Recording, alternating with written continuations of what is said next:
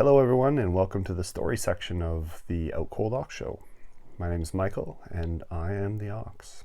For those of you who are new to the channel, welcome. This part of the channel is just a little bit of my story, help you to get to know where I came from a little bit better. Okay, a little disclaimer here. This might be difficult for some people to hear. I don't speak for any of the other families. I don't speak for any of my family members. This is specifically my opinion and my feelings on it. So I was kind of hoping I could put this off. Didn't want to talk about Mr. Sidhu just yet. Don't know if I'm really ready to, but I'm going to anyway. I felt I had to at this point because of the news coverage on him of late, with him wanting to stay in Canada after his 8-year sentence is up. I also feel I need to speak up about this because I don't want anyone speaking on my behalf. So a little history. On April 6, 2018, Humboldt Broncos bus was headed to a playoff game and it ran into a semi. Mr. Sidhu was the driver of that semi and he failed to stop at a stop sign. The reason this affects me is my brother was the assistant coach on the Humboldt Broncos bus and he passed away in that crash. Mr. Sidhu is currently serving his 8-year sentence. He has recently filed paperwork to stay in the country after his sentence is over. From what I've read, any crime committed by someone who is not a permanent resident, which involves incarceration of 6 months or more, must be deported. There, of course, have been allowances made for special situations. I understand why people in comment sections are sympathetic for Mr. Sidhu and think he should be able to stay after his sentence. I would be too, if it wasn't personal for me. So where do I begin with this? I guess speaking to the comments of families have forgiven Mr. Sidhu. From what I've read, the only name that I have found was Scott Thomas. He's the only one that I know of that I read about that has actually forgiven Mr. Sidhu, which I believe he did so in court. So I applaud Mr. Thomas for that. I, however, am not there. I wish I could forgive Mr. Sidhu. I'm not there yet. I don't know if I'll ever be there. I try to think about how Mr. Sidhu is feeling. I try and think about his family, who I'm sure are hurting in some way. I can't do it any justice, I guess, just because that's not me. I'm not in their position. I'm in mine, so I can only really tell things from my side. So thinking about Mr. Sidhu and his family, and let's say hypothetically he gets to stay in Canada, I can't help but think after his 8-year sentence is done that they can go about their lives, almost live normally and just move on with life. And that thought is kind of hard for me to swallow at this time, because I think about just even the sentence. I mean, so many people have said it before, what was the right number for the damage done? 8 years was what was given. If you look at those numbers, 8 years, 16 dead, that's 6 months for every life he took. I don't know if it's fair to say it that way, but really it was his actions or lack thereof or whatever it is that led to this.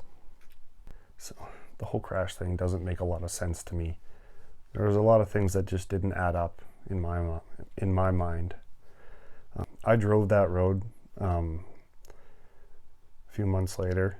I drove 10K, turned around, came back, and at the 6K mark. I mean, I have great vision, like great eyes. There was no question. There was a flashing red light, meaning an intersection. 6K away, I could see that. No doubt about it. I just can't help but feel that what was really happening just hasn't been brought to light. And I don't know if I'll ever be satisfied with an answer. I don't know if I'll ever hear the truth. Now, I recently read a quote, I'm paraphrasing, of course, that Mr. Thomas said, deportation would just create more suffering for Mr. Sidhu and his family. And I guess that begs the question, should he still be suffering after his sentence? I don't know. In my heart, I want to be empathetic. I want to be able to forgive him. I'm not there yet. And to be honest, I'm still really angry. There was a point when I was even rageful. My mind went to some pretty dark places. The old biblical an eye for an eye came to mind. Of course, that's not rational in this world. I never call the crash an accident because I feel like the word accident takes fault away. And in my mind, Mr. Sidhu is at fault. When we get a job, we understand we have responsibilities, and there are consequences to not following through with our responsibilities. Given anyone can make a mistake, there's just there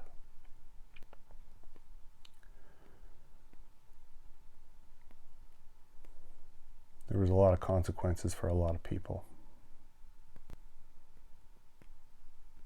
So at this point,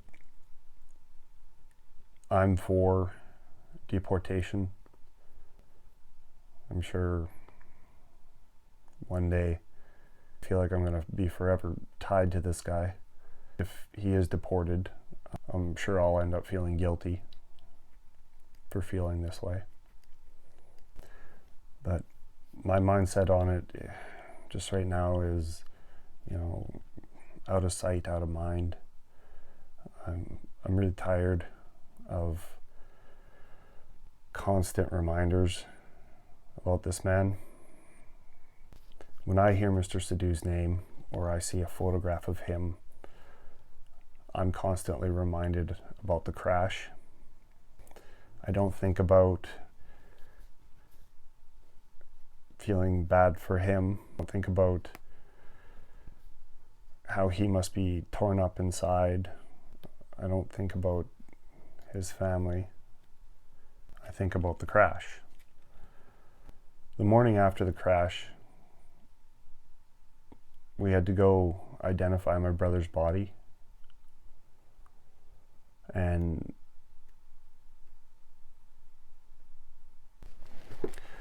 I remember going into this little room where my brother's body was lying on a table, white sheet covering him from the neck down.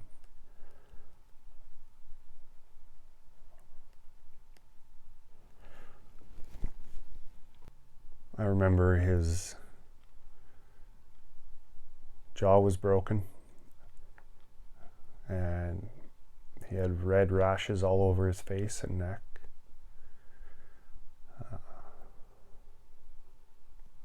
Road rash, of course. I remember them telling us that it was likely my brother died instantly. Of course, me being me, the word likely doesn't fill me with a whole lot of confidence. So that wasn't really good enough for me. And that stuck with me. Only to find out a little over a year later, my brother's best friend, he made a documentary about the Broncos team and the bus crash. And in this documentary, there was a story I hadn't heard before. Darcy Hogan, the head coach, his wife had heard about the crash, and she was trying to call her husband. And when he wouldn't answer, she tried calling my brother. Well, somebody answered his phone, or rather, the call was picked up somehow, but nobody was on the other end. And in my mind, I think about my brother's injuries.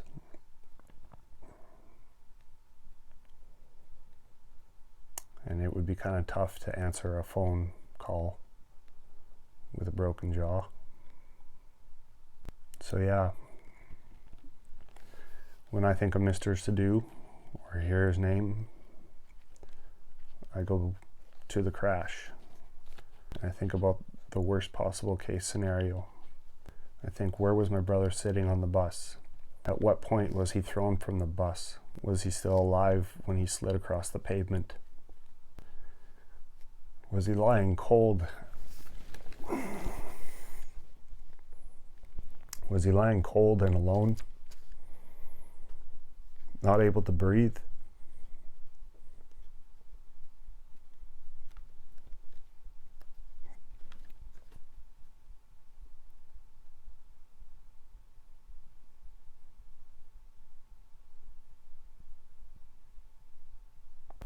I love all my family members very, very much, but I loved my brother the most.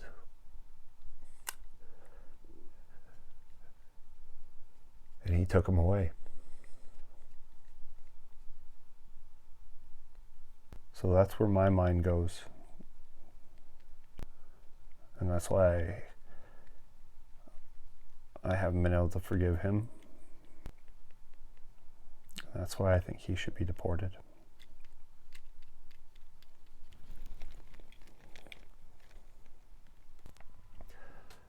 I don't envy whoever has to make this decision. No matter what choice you make, it's going to be the wrong one. Not everybody's going to be happy.